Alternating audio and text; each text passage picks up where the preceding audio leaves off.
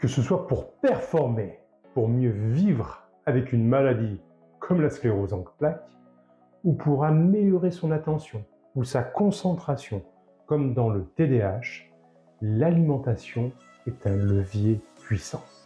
Avez-vous déjà eu l'intuition que votre alimentation pouvait influencer directement votre énergie, votre humeur ou même vos douleurs? Moi, oui. Et je peux même vous dire que ce que je mange a changé ma vie.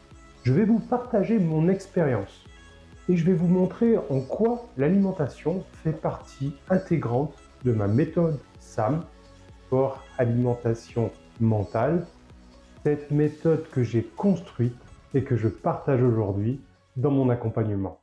Alors en quelques mots, qu'est-ce que c'est que cette méthode Kousmine et pourquoi est-elle si pertinente? La méthode Kousmine, on en entend peu parler aujourd'hui.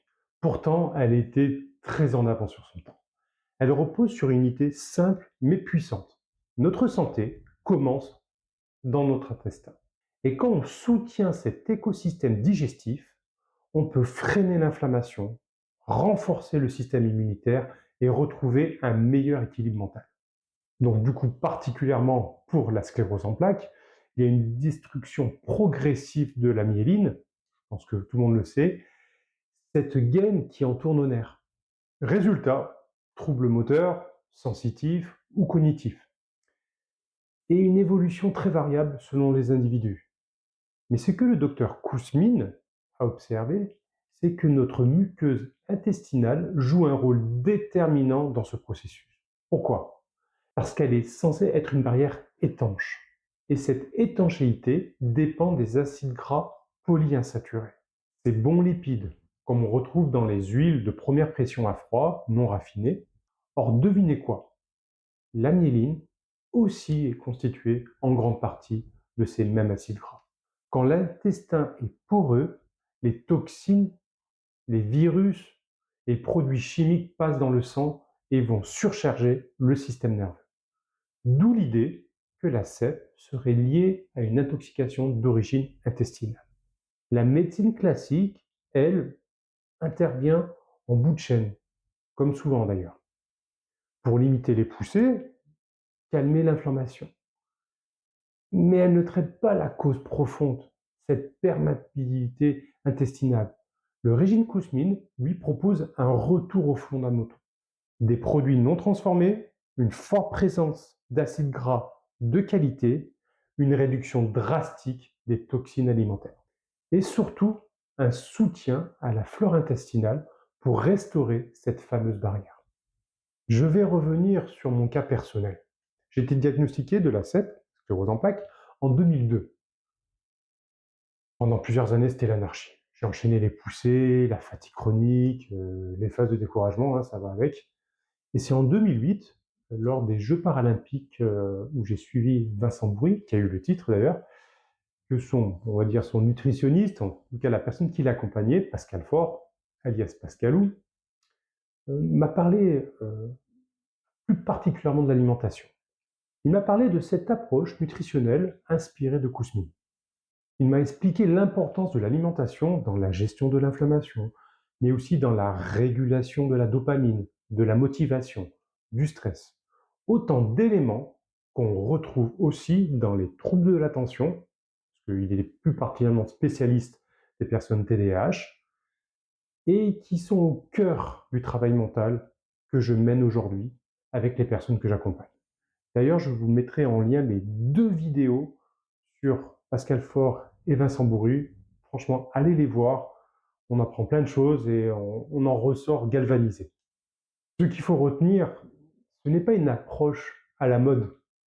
C'est une approche profonde, de terrain, qui se fait année après année. Donc, dès 2008, j'ai commencé drastiquement à changer mon alimentation. Comme je vous l'ai dit, j'ai intégré des huiles végétales biologiques de première pression à froid. J'ai réduit les produits transformés, j'ai augmenté les apports en fibres, en légumes, en céréales complètes. J'ai mieux respecté mes rythmes digestifs, travaillé aussi sur le foie et sur certains compléments. Et j'ai senti une vraie différence. Plus d'énergie, plus de clarté mentale et surtout incroyable, cette année-là, je n'ai fait aucune poussée. Alors que j'en faisais minimum 2 à 3 par an, où sincèrement, je voyais pas trop d'avenir, quoi. J'avais une épée de Damoclès toujours au-dessus de ma tête. Alors après, je ne dis pas que ce régime est magique, ni que c'est la seule explication. D'ailleurs, 1 an après, en 2009, j'ai commencé mon traitement Tisabri. Je vous mettrai aussi la vidéo en lien. Mais, mais ce changement d'alimentation a créé une dynamique, un socle solide. C'est dans ce contexte que j'ai démarré mon traitement Tisabri, mais avec une base plus saine. Et je peux vous dire que la combinaison des deux a eu un résultat optimum. Aucune poussée majeure, m'obligeant à des cures de corticoïdes à l'hôpital depuis plus de 17 ans. C'est vrai qu'aujourd'hui j'ai changé de traitement avec plus ou moins les mêmes résultats, mais la base de mon alimentation a toujours été là. Après, dans ma méthode SAM, il y a aussi beaucoup de sport, hein. Ce surplus d'énergie m'a permis de pouvoir refaire du sport. Je suis même devenu finisher d'Ironman. Je pensais pas pouvoir y arriver avant ma maladie, encore moins après. Mais voilà, tout mis en place, tout assemblé, j'ai pu faire des choses alors, avec certaines gènes, avec certaines limitations, ça c'est une certitude. J'aurais pu jamais être sportif de haut niveau, même si j'avais 20 ans de moins. Mais j'ai pu accomplir des rêves et faire des choses que je ne pensais plus réalisables. Mais encore une fois, ça ne concerne pas que la sclérose en plaques. Aujourd'hui, j'accompagne vraiment des personnes qui ont la sclérose en plaques, mais aussi le TDAH. Je trouve qu'il y a tellement de liens là-dessus. Je trouve que la méthode SAM va très bien dans ces deux domaines. Il y a le système nerveux qui joue, il y a l'aspect sportif qui galvanise, qui permet de gagner en puissance, en équilibre du corps. Bien sûr, le mental, il y a des choses que dans notre tête qu'on ne pense pas et qui peuvent résoudre tant de problèmes. Donc, si vous êtes concerné par le TDAH, vous savez à quel point l'alimentation, j'espère en tout cas, peut influencer la concentration, la motivation, l'équilibre nerveux. L'intestin produit une grande partie de la sérotonine, de la dopamine. Ça doit être des termes que vous devez connaître. Et quand il est irrité ou inflammé, le cerveau y suit. C'est aussi pour ça que dans mon coaching, je parle toujours de ce lien corps-esprit. Quand on veut atteindre ses objectifs, quels qu'ils soient, le mental ne suffit pas. Les sources de motivation, je ne veux pas dire que c'est éphémère, mais c'est pas le socle qui va vous permettre d'aller au bout de vos projets. Souvent, ça va vous permettre potentiellement de commencer, mais il faut que le socle soit vraiment solide pour pouvoir arriver à terme de ces objectifs. Et pour ça, il faut du carburant de qualité, une base stable encore une fois. Et ça passe par l'assiette. Si vous êtes encore là, à ce moment de la vidéo, c'est que le sujet vous intéresse vraiment. Alors je vais vous demander un petit coup de pouce, un petit coup de main. Abonnez-vous, mettez un like. Ça ne prend que quelques secondes, c'est pas grand-chose, mais ça aide énormément à continuer ce travail de partage. Et dites-moi en commentaire si vous voulez que je détaille plus de choses sur la méthode Kouzmine. Pour conclure, retenez une chose.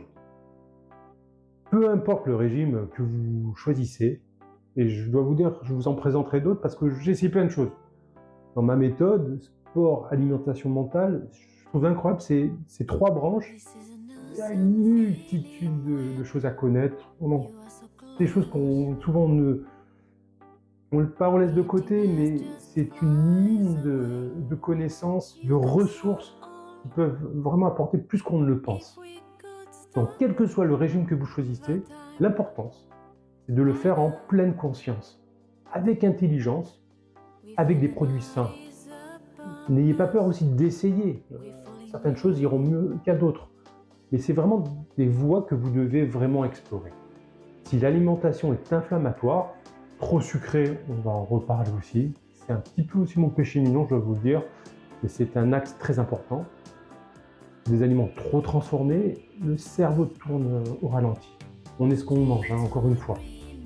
Et ça, c'est vrai pour tout le monde, pour toutes les personnes que je peux coacher, pas seulement les personnes qui ont un TDAH ou une sclérose en plaques. Dans mon cas, l'adoption de cette nouvelle façon de m'alimenter a été un véritable tour. Je ne dis pas que ça a tout réglé, mais ça a permis de poser une base solide, mettre une pierre, une brique de plus dans l'édifice, d'essayer de mieux vivre avec sa maladie. Prenez soin de vous, de votre assiette, de votre mental et surtout, on ne lâche rien. À très bientôt. Ciao.